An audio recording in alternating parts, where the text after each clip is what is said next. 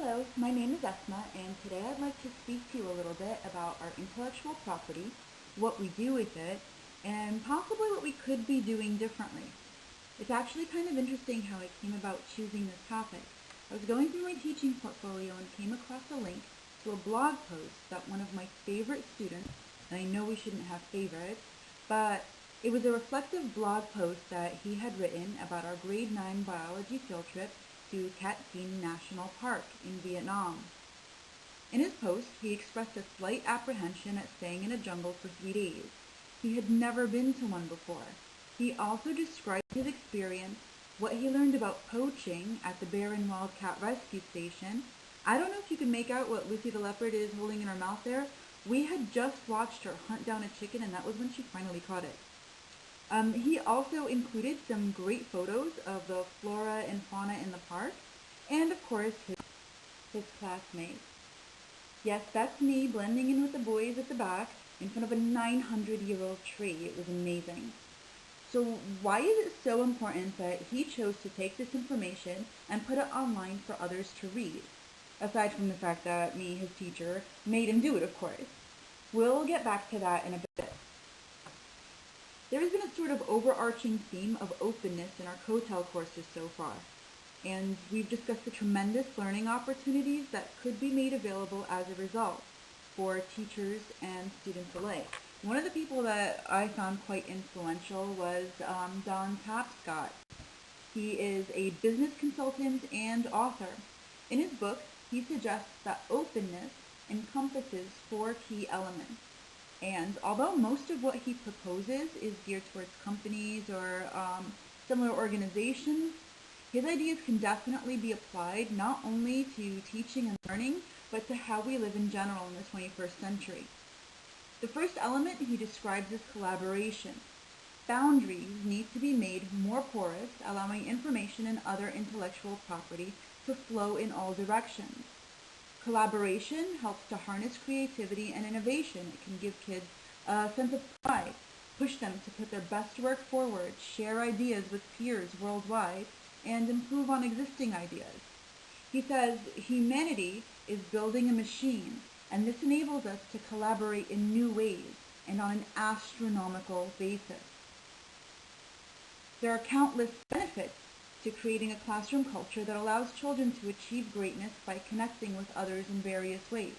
Kids today learn in ways that involve interacting with both peers and adults. So why not teach them to use that medium to gain access to an almost limitless learning environment? The next principle is transparency. Obviously, this doesn't mean letting all of the skeletons out of the closet and uploading all aspects of your personal life to social media sites for the world to see. We've got to keep some things private, of course.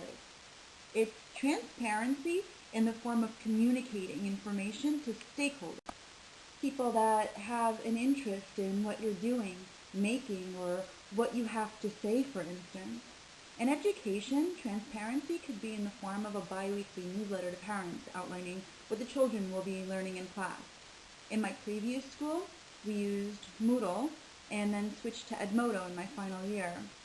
We use those platforms to keep children and parents informed of homework, project due dates, and events occurring at school, just to give a few examples. And in that capacity, transparency forces you to have integrity, because everything is out there for everyone to see. The third element is sharing. This is the one that I've personally struggled with the most. However, I do recognize that there are tremendous benefits to being a risk taker, putting yourself out there, and pretty much giving others the opportunity to evaluate the relevance of your contributions. Professor Karen Stevenson, a social networking expert, explains that experience has long been considered the best teacher of knowledge. Since we cannot experience everything, other people's experiences, and hence other people, become the surrogate for knowledge. And what better way to gain insight into these experiences than with a simple Google search? Finally, we come to Tapscott's last principle of openness, empowerment.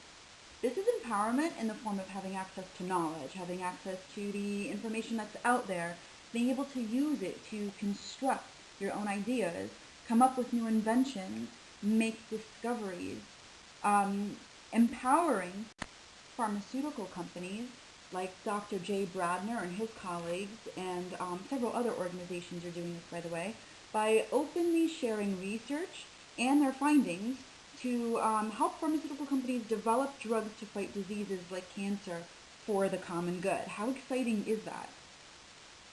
So back to my formal student and his blog post.